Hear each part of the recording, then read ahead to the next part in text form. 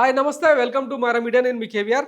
మహారాష్ట్రలో మహాయతి కూటమి ఘన విజయం తర్వాత ఎన్నికల చిత్రాలు ఒక్కొక్కటిగా వెలుగులోకి వస్తున్నాయి. ఇక్కడ చూడండి, ఇది మహారాష్ట్రలో ఏ రైతుల ఉద్యమమో లేదంటే విద్యార్థి పోరాటమో కాదు, తామేసిన ఓట్లు ఎటుపోయినాయి అని చెప్పి ఇంత పెద్ద ఎత్తున జనం రోడ్డెక్కి ఆందోళనకు దిగిన సందర్భం అన్నమాట. మహారాష్ట్ర ఈవీఎంలపై ప్రజా పోరాటం.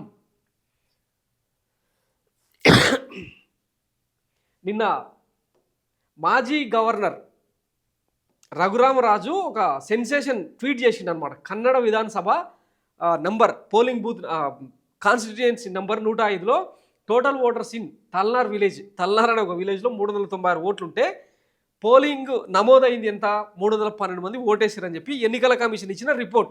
అయితే తీరా కౌంటింగ్ తర్వాత ఏమైంది, శివసేన యూబీటీ అంటే ఉద్ధవ్ ఠాక్రే పార్టీకి 194, శివసేన షిండే వర్గానికి 326, ఇండిపెండెంట్ అభ్యర్థి హర్షవర్ధన్ జాదవ్కు 104 ఓట్లు, మొత్తం కలిపితే 624 ఓట్లు. పోలైన 312 అయితే 624 ఓట్లు ఎట్లకెళ్ళి నమోదవుతాయి?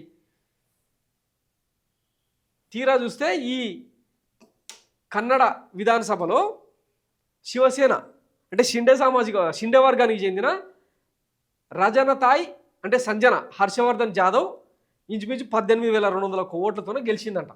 ఇండిపెండెంట్ అభ్యర్థి జాదవ్ హర్షవర్ధన్ రాయ్బన్ 18,000 ఓట్లతో ఓడిపోయిండు.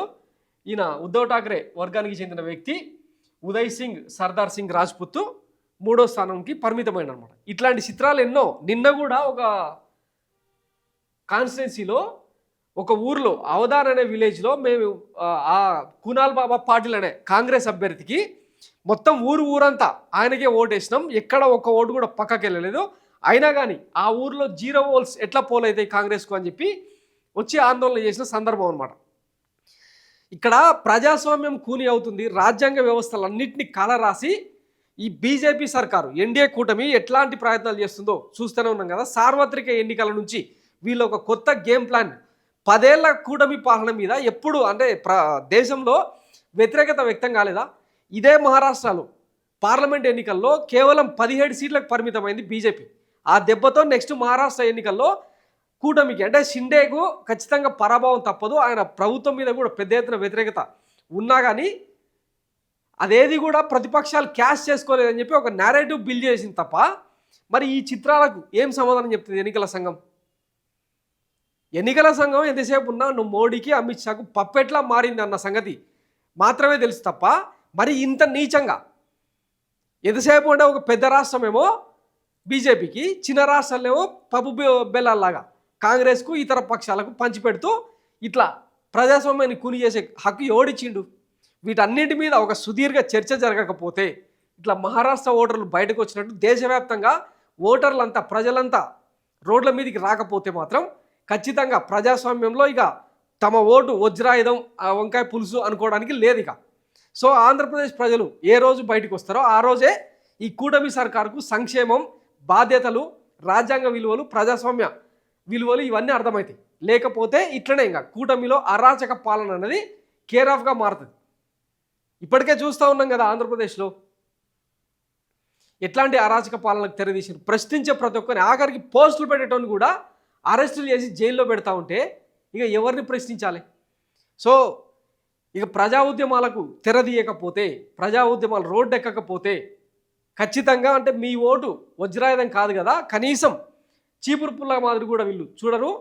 దయచేసి దీన్ని అర్థం చేసుకోవాలి. ప్రభుత్వాలు మారితే ఎంత ఘోరంగా ఎంత దారుణమైన పరిస్థితులు ఉంటాయో ఈరోజు ఆంధ్రప్రదేశ్ అనుభవిస్తూ ఉంది. వాస్తవానికి 11 సీట్లకు పరిమితమైన వైఎస్ జగన్మోహన్ రెడ్డికి అంత తక్కువ సీట్లు రావద్దు అని చెప్పి ఎప్పటి నుంచో ఉన్న విమర్శ. ఆఖరికి ఒడిశాలో ఫలితం మారిపోయింది. నవీన్ పట్నాయక్ మించిన పాలన అందిస్తారా బీజేపీ అక్కడ? సో ఇట్లా చెప్పుకుంటూ పోతే ఒక్కొక్క రాష్ట్రానికి ఒక్కొక్క విధానాన్ని తీసుకుంటూ బీజేపీ ఆడుతున్న గేమ్కు ప్రతిపక్షాలందరూ కలిసికట్టుగా పోరాటం చేయకపోతే చాలా కష్టమవుతుంది. ఇదే పార్లమెంట్లో గతంలోనే అంటే కొత్త సభ ఎన్నికైన తర్వాత అఖిలేష్ యాదవ్ మా రాష్ట్రంలో ఉత్తరప్రదేశ్లో 100కు 100% సీట్లన్నీ మాకే వచ్చినాయి. అంటే 80 సీట్లకు 80 సీట్లు సమాజ్వాదీ పార్టీ గెలిచిన మేము ఒప్పుకోం అని చెప్పి ఆయన అంత క్లియర్గా చెప్పిండు. దేనికోసం? ఈ ఈవీఎంల తీర్పు మీద ఎవ్వరికీ నమ్మకాలు లేవు. నిన్నటికి నిన్న వైఎస్ జగన్మోహన్ రెడ్డి రాజ్యాంగ దినోత్సవాన్ని పురస్కరించుకొని వేసిన ట్వీట్ కూడా అత్యంత సంచలనమైంది. ఈ దేశ భావమత్వాన్ని, సామ్యవాదాన్ని, ఇంటిగ్రిటీని అన్నిటిని తాకట్టు పెట్టి వ్యవస్థల్ని ఇట్లా కూని చేసుకుంటూ పోతే రేపు దేశంలో మనుషులు మిగలరు. సో దీన్ని అర్థం చేసుకోవాల్సిన అవసరం ఉంది. Thanks for watching my media. నేను మీ కేవీఆర్. Thank you.